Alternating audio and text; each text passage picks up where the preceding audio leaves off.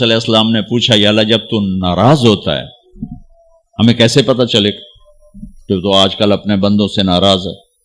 تو اللہ تعالیٰ نے فرمایا جب میں ناراض ہوتا ہوں حکومت بے وقوفوں کو دیتا ہوں، اجعل الملک فی صفہائہم، حکومت بے وقوفوں کو دیتا ہوں، والمال فی بخلائہم، اور پیسہ بخیلوں کو دیتا ہوں جو صرف گن گن کے خوش ہوتے رہیں،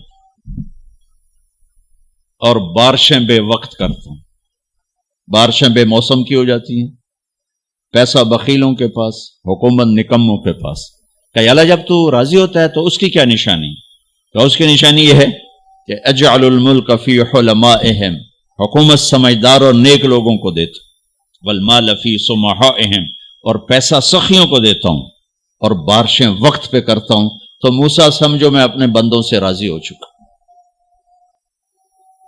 تو اطعام الطعام میں اشارہ ہے سخی بنو، سخی بنو۔ اللہ تعالیٰ کی ایک وی آئی پی جنت ہے جس کا نام ہے جنت الفردوس۔ اللہ نے باقی جنتیں بنائیں کن کن کن، جنت الفردوس بنائی اپنے ہاتھوں سے۔ کیا چیز بنائی ہوگی؟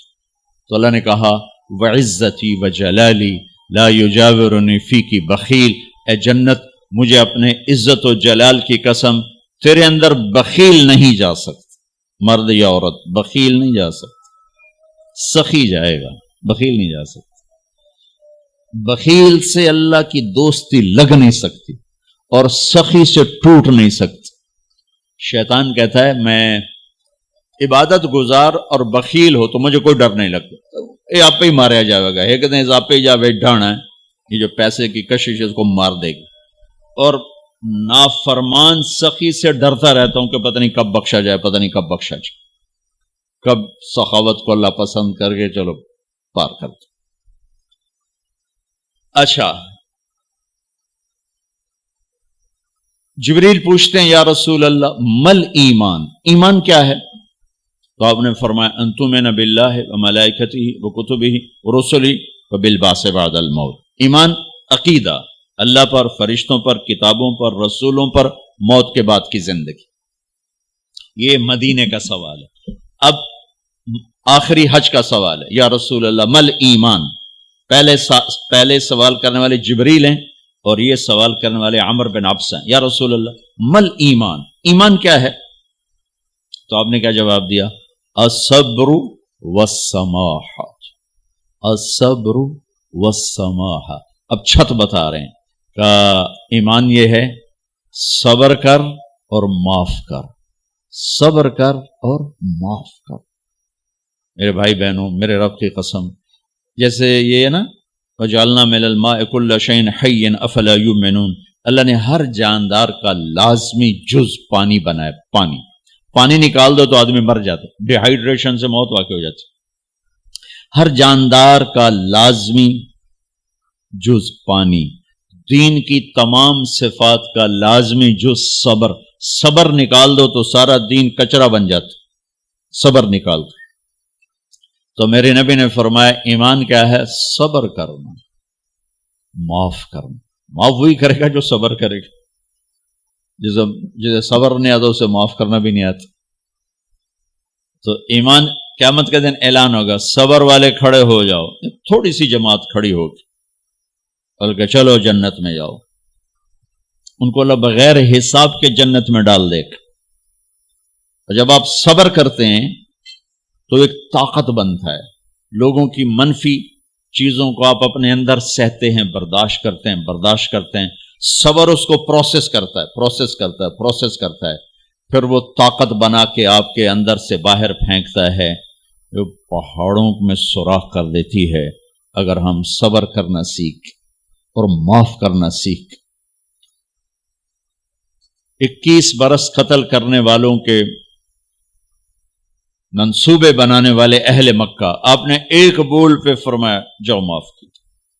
کمال، 21 برس قتل کے پیچھے پھرتے رہے۔ جنگ خندق کے فوراً بعد مکہ میں قحط آ گیا تو ہمارے نبی نے 300 دینار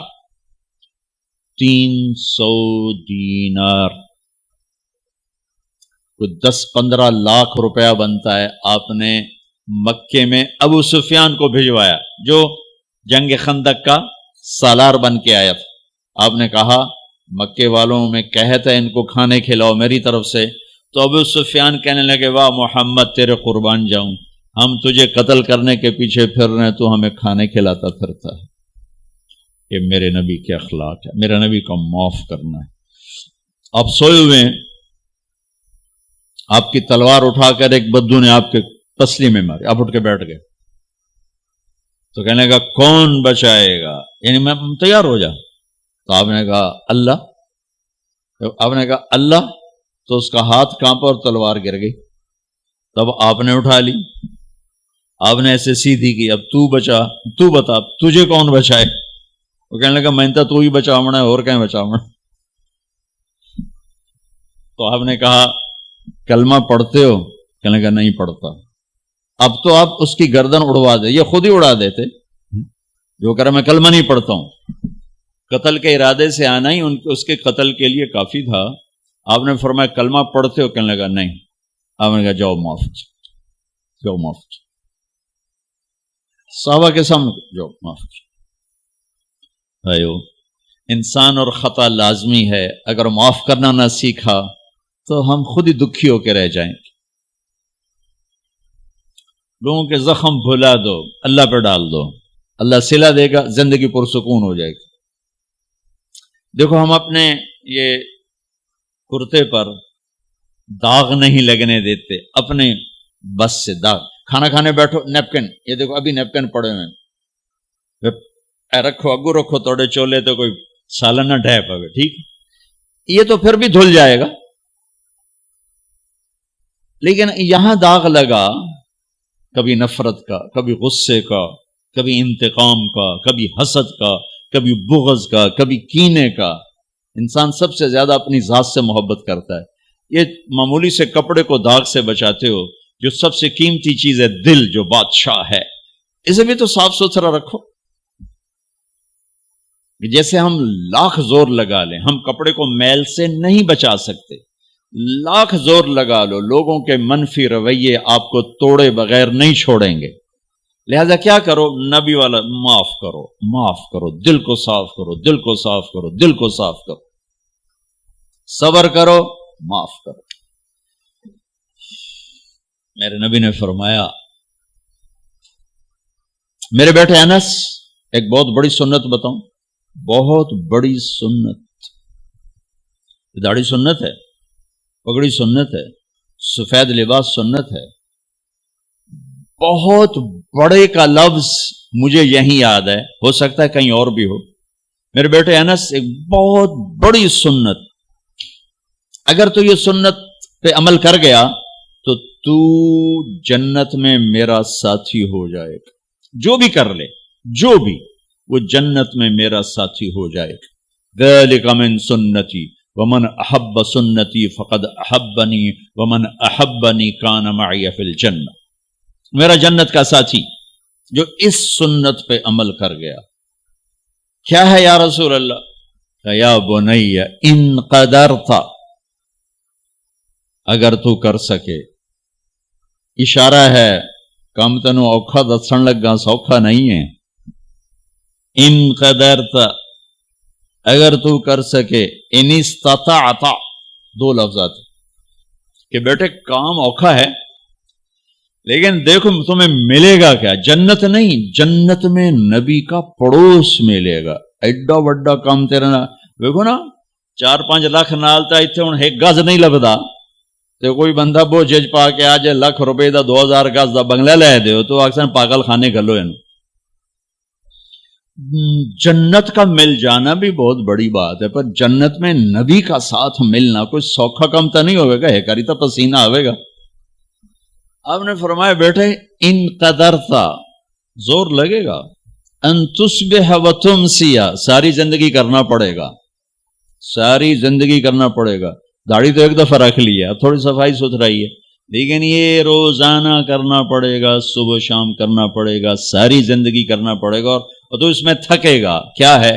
وَلَيْسَ فِي قَلْبِكَ غِشٌّ لِأَحَدٍ فَافْعَلْ، صبح شام اس دل میں کسی کی نفرت نہ آنے دینا، کسی کے لیے بغض نہ آنے دینا، کسی کا کھوٹ نہ آنے دینا، کسی سے کینہ، غش، سارے الفاظ کو اپنے اندر سمیٹے ہوئے. اور میرے نبی کی عجیب بات، لے احد، لے احد، لے احد، کسی بھی انسان، مسلمان نہیں کہا، مومن نہیں کہا، نیک آدمی، نیک عورت نہیں، کسی بھی انسان، لے احدن. آج لے احد 7 ارب انسانوں پہ بولا جا رہا ہے. میرے نبی فرما رہے ہیں میرے بیٹے، دنیا کے تمام انسانوں سے دل صاف رکھنا. کیا ہوگا؟ چاہیے تو جنت میں میرا ساتھی بن جائے. تو بھائیو بہنوں، ایمان کو مکمل کرنا ہے تو صبر کرنا سیکھو، معاف کرنا سیکھو، چپ رہنا سیکھو. ساز خاموش ہیں، فریاد سے معمور ہیں ہم. جواب دینا تو کیا مسئلہ ہے، عقل چپ رہنے پہ لگتی. کوئی ابھر جائے، بیٹا ابھر جائے، بیوی ابھر جائے، خامد ابھر جائے، چپ ہو جاؤ، گزار دو اس طوفان کو. واپسی میں ایمان کی وہ اللہ حلاوت مٹھاس دے گا، ساری زندگی محسوس کرتے پھرو. یہ صفت بھی معاشرے میں کوئی نہیں، نہ کوئی معاف کرنا جانتا ہے، نہ کوئی صبر کرنا جانتا. تو یہ میں وہ چیزیں بتا رہا ہوں جو معاشرے میں کوئی نہیں ہے. میں اور آپ کر لیں گے تو ہماری قیمت بڑی لگ جائے گی. تو اسلام کی ابتدا بھی بتا دی، انتہا بھی بتا دی. ایمان کی ابتدا بھی بتا دی، انتہا بھی بتا دی. یہ شروع ہوتا ہے عبادات سے، عقائد سے، اور مکمل ہوتا ہے اخلاق پر، درگزر پر، اخلاق کی تمام صفات پر.